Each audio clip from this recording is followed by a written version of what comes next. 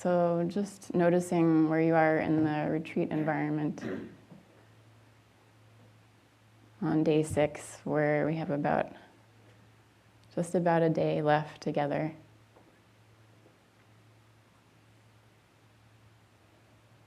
Noticing the inner environment, how it's meeting the outer environment, so to speak. And I say environment because the environment's about to change. So we're kind of reaching this precipice of retreat ending.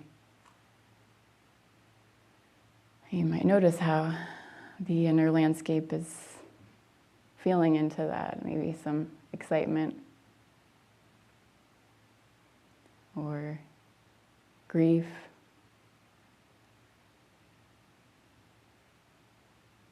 or frustration, not having some expectation met, or restlessness, or maybe just openness, not knowing.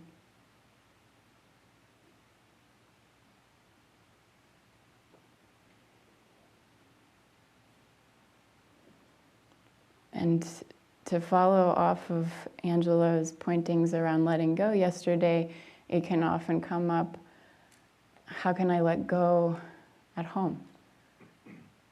How can I let go when I leave retreat and the environment totally changes? Because the environment here is so supportive to letting go in a certain way, more so than a space where we have to interact. We have responsibilities, we have families, relationships. We have to cook for ourselves.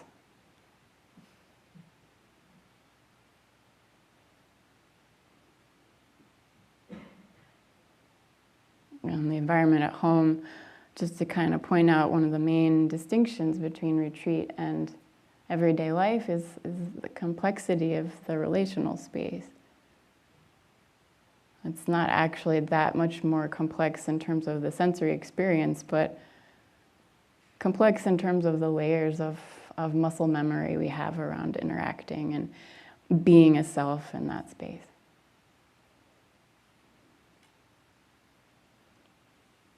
So one of the words that resonates with me around integrating, if you want to call it that, integrating into life after retreat, is authenticity.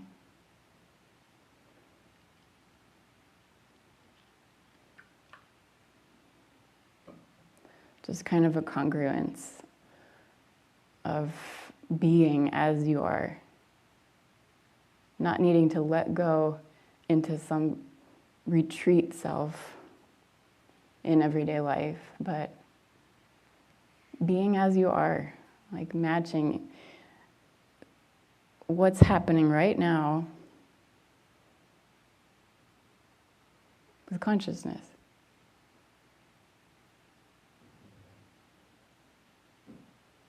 So it's not a doing, it's not a let's leave retreat and keep efforting, letting go, and being the one at home who's in equanimity or freedom, but permission to be in a different environment. Permission to explore your authenticity however it arises at home. It's going to look different, I promise you.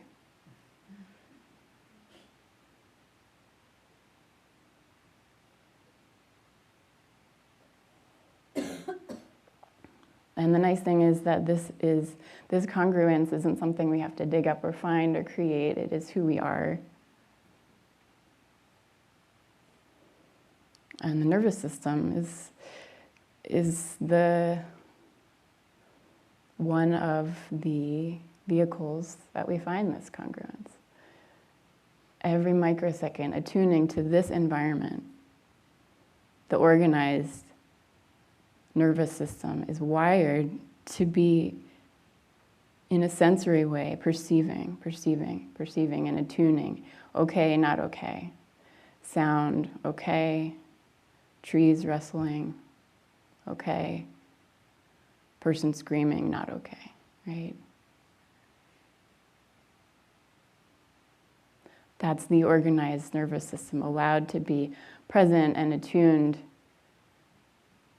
and fluid, dynamic. Just like the sense of sound, nothing sticks to the nervous system. We can't control it, we can't tame it.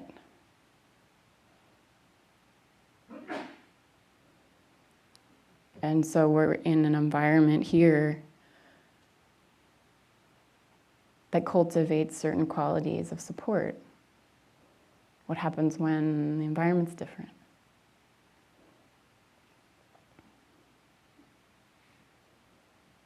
While we might perceive threat, that's going to be natural. The system is going to respond instantaneously and quickly. And if you get to the bus station and a bus is driving towards you, you want your body to jump out of the way.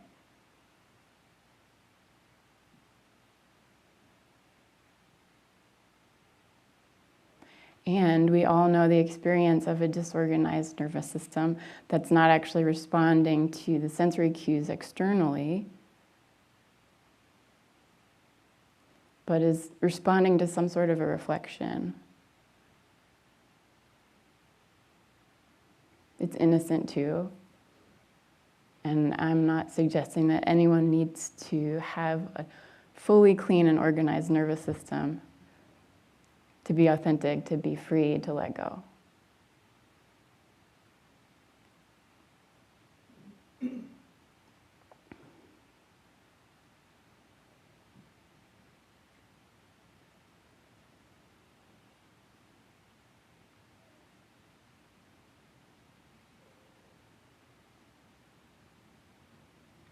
What I am saying is that you don't have to be identified by it.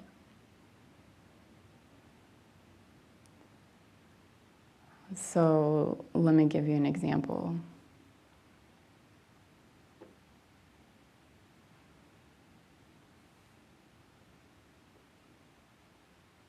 And it can be as simple as walking into a retreat space, seeing lots of faces, the vision of other bodies. And the organized nervous system would see sight and community and navigate that space. If there's no threat, if there's no aggression, if there's no reactivity coming at me, urgency coming at me, there's no direct perception of something happening in this moment.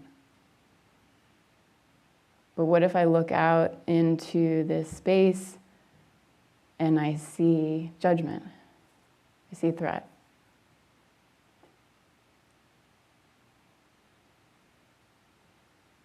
I feel the threat of rejection. I feel the threat of being unsafe. And I take myself to be the one that's unsafe.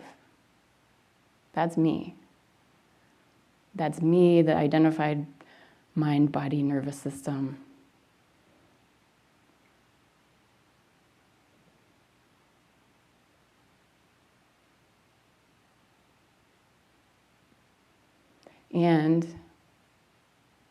And then there's the space to see it, to see the naturalness of the nervous system's responding to itself. That's the space that we can start to get curious about.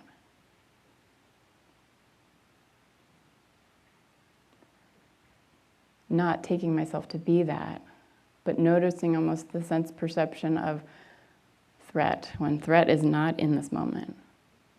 Noticing this actual immediate environment and permission to feel what's being felt. Because if you tell your nervous system, don't feel shame right now, don't feel unsafe right now, clamp it down, be free, repress, I think we all know where that goes.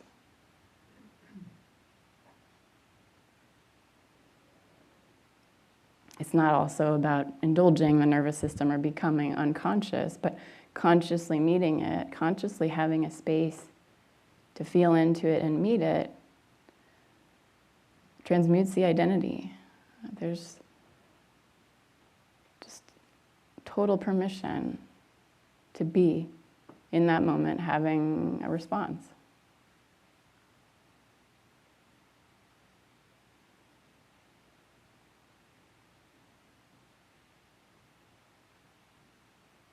And so you might notice a lot of stuckness.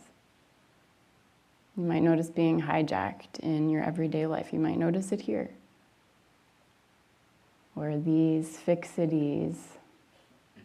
And you don't have to pinpoint the nervous system like it's this thing.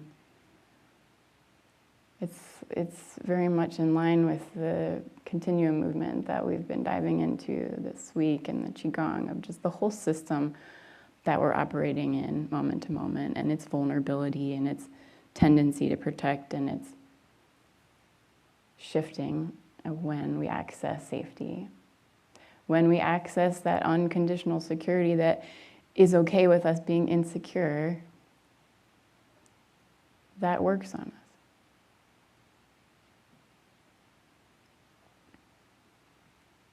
So how do we get unstuck?